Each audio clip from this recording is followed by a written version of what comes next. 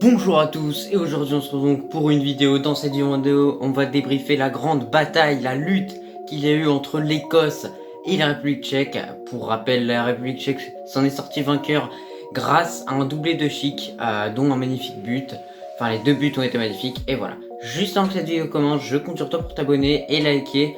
Et aussi aller voir en description, j'ai mis le premier lien qui sera un lien d'un serveur Discord de divertissement où tu as la diffusion totale de tous les matchs de l'Euro. Donc voilà, si t'as pas Beansport, tu vas dessus et tu peux avoir tous les matchs. Donc vraiment, va voir, je compte sur toi. Et rejoins-moi sur Instagram, tout simplement. On va directement passer au débrief et comme d'habitude, on va évoquer donc le sommaire. Alors pour le sommaire, comme d'habitude, on va donc en premier parler de la composition et du contexte. Voilà. Ensuite, les faits du match et l'analyse. Ensuite, les tops et les flops. Et ensuite, l'homme du match ainsi que la note des joueurs que je passe vite fait. Et pour finir, on conclura tranquillement. Voilà. Donc alors, pour le contexte et la composition, pour le contexte, on a appris hier donc, que l'Angleterre s'est imposée 1-0 face à la Croatie à Wembley grâce à un but de Raheem Sterling. D'ailleurs, il y a un débrief que j'ai déjà fait sur ce match. N'hésite pas à aller le voir si tu ne l'as pas fait. Donc du coup, l'Angleterre avait pris la première place de ce groupe et du coup, on s'est dit que ce match-là, c'était quasiment une finale pour réellement la qualification. Voilà, entre deux équipes qui se valent, on va dire, qui ont à peu près le même niveau, mais qui finalement, après ce match, on réalise que la République tchèque est au-dessus de l'Écosse. Alors tout d'abord, pour les compositions, franchement, moi, je vais vous dire un truc. Très belle composition de la République tchèque, voilà, avec des joueurs qu'on connaît comme Darida, le joueur de Bundesliga évoluant à l'Hertha Berlin. Il y a également Patrick Schick, auteur d'un match incroyable, mais incroyable ce joueur. Il y a Post aussi qui joue au Slavia Prague et plein d'autres joueurs. Voilà, je vous laisse regarder. Il y a aussi Koufal, le capitaine, etc. Pour l'Écosse, sinon, on n'avait pas de Tierney, forfait de dernière minute. Voilà, de base, il était dans la composition, mais ils ont dû le retirer. Puisqu'il a dû se blesser à l'échauffement, je pense. Hein, moi, c'est ma petite hypothèse. Sinon, on retrouvait devant Dick et Christie, voilà, deux bons attaquants qui n'ont pas fait grand-chose aujourd'hui. Pas de chez Adams, titulaire. Le joueur de Southampton n'a pas été titularisé. C'est plutôt dommage parce que je pense que quand il est entré, il a apporté quelque chose de différent que les deux autres attaquants qu'on a vus avant.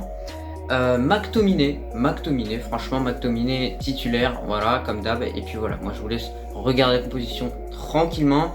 Et là, du coup, on va passer au fait du match. Alors, comment le match s'est déroulé? Les 5 premières minutes, je vais vous le dire directement, on a eu une intensité de malade mental. Un match tellement agressif, c'était une lutte, une guerre. Ce match était une guerre entre deux équipes, entre deux styles de jeu, entre le style de jeu slave, entre le style de jeu, le fighting spirit anglais. Voilà, on sentait qu'il y avait un truc et une guerre vraiment. Par exemple, je prends un exemple, quand un Écossais se faisait mal et que l'autre venait s'excuser, il lui serrait pas la main ou il lui tapait pas dans la main. Voilà, vraiment, il y avait beaucoup de fights et j'ai adoré ces 5 premières minutes. Pendant ces 5 premières minutes, on a eu une Écosse qui était assez offensive avec Robertson également qui était très très actif sur son côté gauche et de l'autre côté Donnell également. Mais ensuite, à partir de la 10e minute, on a la République tchèque qui a commencé à mettre le pied sur le ballon. Et aux alentours de la 42e, la République tchèque, sur une série de 5 centres successifs avec des corners, parvient à marquer le premier but de ce match. Premier but inscrit par Patrick Schick sur une magnifique passe de Koufal. Franchement, Koufal, quel joueur, quelle passe. Et surtout, pareil pour Schick, il est incroyable ce joueur, il est sensationnel. Et ce qu'il a fait, cette tête, elle est juste incroyable. Voilà, juste pour vous dire. Ensuite, suite à ce but-là, l'Écosse a poussé tout au long de la fin de la première mi-temps. Ensuite, mi-temps, l'Écosse revient avec les mêmes intentions, un peu plus de changements également, entrée de chez Adams qui a apporté beaucoup, qui a apporté quelque chose de différent. Ensuite, l'Écosse du coup continue de pousser. L'Écosse a failli marquer sur une erreur d'ailleurs d'un Tchèque. Voilà, on a un petit peu un ballon dans la surface qui vient. Kalas, le défenseur très costaud de la République tchèque, met son ballon du coup vers le but un petit peu, mais Vatlik réussit à la smatcher un peu comme ça pour l'empêcher de rentrer. On a également une barre transversale.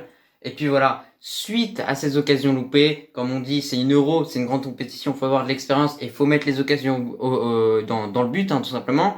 Quand tu quand tu marques pas, tu te fais punir, forcément, et c'est ce qui s'est passé. Ensuite, on a un défenseur écossais qui tente de tirer, ça frappe est contré, ça part en contre, on se dit ça va partir en 2 contre 2 et on va se dire bah ça va être des sprints et tout ça. Bah non, Patrick Chipp, il récupère le ballon, il part à fond et là il nous lâche un lob mais magistral. Un lob d'abord qui se décompose en 3 images que je vais vous afficher. On a le commencement de la frappe. On a la frappe en elle. Et on a le gardien qui est mort au goal, qui est cramé, qui a malgré son sprint, qui s'est fait prendre. Le lob est parfait. Il est incroyable. C'est le plus beau but de l'Euro. Et pour moi, le meilleur joueur de l'Euro. Je vais vous le dire, vous allez me dire, ouais, mais juste parce que c'est contre l'Écosse et je sais pas quoi. Non, mais franchement, Chic, il a été essentiel dans le jeu. Il a été bon et c'est un joueur magnifique. Vraiment, je vous jure. C'est un joueur en or. Pourtant, il n'avait pas réussi à la Roma. C'est compliqué pour lui. Il n'a pas réussi à Leipzig. Il est venu au Bayern Leverkusen. Ça s'est un peu mieux passé, mais c'est toujours aussi compliqué. Et là, ce lob et ses 2 buts récompensent son travail acharné. Donc ça fait plaisir. Ensuite, tout au long du match, on a l'Écosse qui a fait plein de changements. On a également la République tchèque qui a fait des changements plus intelligents. Voilà, on a vu qu'à chaque fois que la République tchèque, à chaque fois qu'il y avait un entrant qui rentrait, il apportait quelque chose de différent et il apportait de la fraîcheur et du sang neuf.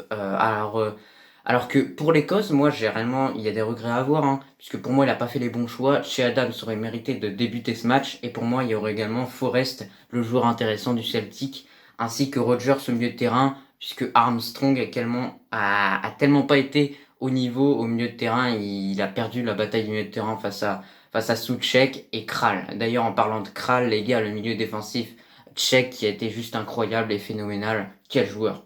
Quel joueur! J'ai l'impression d'avoir Casemiro et Kanté réunis. Hein. Franchement, bon, il est un petit peu lent, mais il est bon, franchement. Donc ensuite, bah, ils ont continué de pousser l'Écosse, ils n'ont pas réussi à marquer, voilà, hein, ils ont vraiment poussé jusqu'au bout pour marquer un but, mais Vatklik et sa défense ont été très solides et la défense avec Kalas qui a été juste incroyable, j'avais l'impression de voir Ramos en face de moi. Donc voilà, ils ont réussi à tenir et voilà. Pour l'analyse, moi je dirais que de base, on a du coup une équipe de l'Écosse qui a empêché vraiment, qui a étouffé vraiment Darida qui est le centre du jeu, de la tactique de la République tchèque, qui ont tenté vraiment d'étouffer ses ailiers également, comme Koufal par exemple qui était défenseur droit, ils l'ont beaucoup étouffé au début du match. Jankto également, j'ai oublié d'en parler, mais Jankto qui a réalisé un match de roi, un match de king qui était incroyable sur son côté, qui a été vraiment perturbant, très agile, très bon techniquement, très fort. Et franchement, ça fait plaisir de voir des joueurs comme ça, comme Massoupust et Jankto. Ces 2 ailiers-là, ils sont juste incroyables. Surtout que cette attaque de la République tchèque, j'ai peut-être oublié de vous le dire, mais sur ce match-là, sur le global, elle dépasse les 30 km/h. Donc c'est une attaque qui va très très vite quand même par rapport à la défense de l'Écosse. Voilà, où j'ai trouvé que les défenseurs étaient assez lents et ils n'arrivaient pas à suivre. Surtout le piston droit, j'ai trouvé que le piston droit écossais n'était pas au niveau pour ce poste-là. Parce que être piston, faut être très fort. Faut être très fort. Et Andy Robertson a assumé son rôle.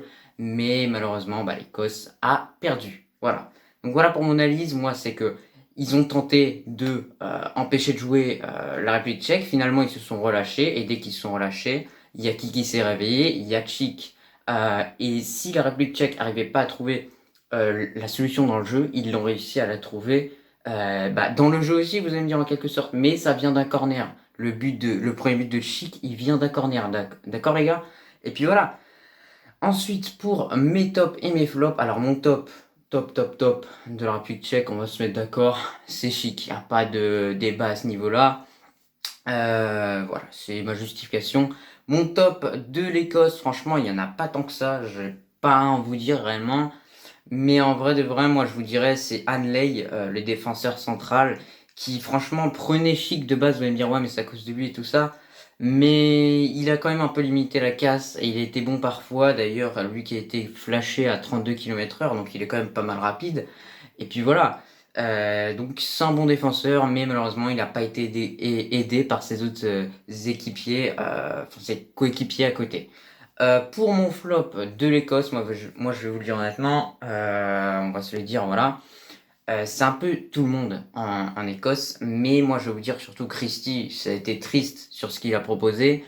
Et puis voilà, c'est tout ce que j'ai à dire. Pour mon flop par contre de la République tchèque, j'en ai aucun. J'ai trouvé moins mais il y en a aucun. Ils ont tous été au top. Même Boril, il a été incroyable. Franchement, quelle équipe et bravo à cette équipe. Ensuite, pour la note des joueurs, enfin les notes des joueurs, je vous les affiche, vous mettez pause comme d'hab pour les regarder tranquillement. Et puis nous, on va parler du coup de mon homme du match. Mon homme du match, c'est Chic, voilà. Homme du match incroyable, doublé, flashé à plus de 32 km/h, fait déjà partie des joueurs les plus rapides de l'Euro. Il est incroyable, il est bon, il est excellent, et c'est un joueur qui est vraiment fondamental dans le jeu de la République tchèque, et ça s'est vu aujourd'hui avec un match incroyable. Donc voilà. Bref, c'était tout pour cette vidéo. N'hésite vraiment pas à me rejoindre sur Instagram ainsi que sur Discord. Ouais, il y a le lien de mon serveur, le lien d'autres serveurs. Donc vraiment, allez les voir, les gars, c'est important. Et puis surtout sur Insta, je fais beaucoup de lives, de débriefs parfois où je débriefe vite fait, où je parle de petits faits de match ou etc. Mais voilà, je pense qu'on peut tous féliciter comme ça la République tchèque est une équipe solide avec des joueurs costauds et très forts, surtout avec le Kral, le Kalas, que des joueurs peut-être que personne ne connaissait au début du match, mais des joueurs qui nous ont montré que cette équipe est vraiment la surprise, je pense, de cet Euro 2020. Après à voir s'ils arrivent quand même à encaisser physiquement, parce qu'il y a eu beaucoup de coups, etc. À voir si c'est une équipe, si sur la longueur, sur le long terme, qui est capable de construire quelque chose, parce que pour moi, cette équipe de l'Écosse n'a pas de jeu et pas trop d'identité. Sur ce, j'espère que cette vidéo t'a plu, et moi je te dis à la prochaine.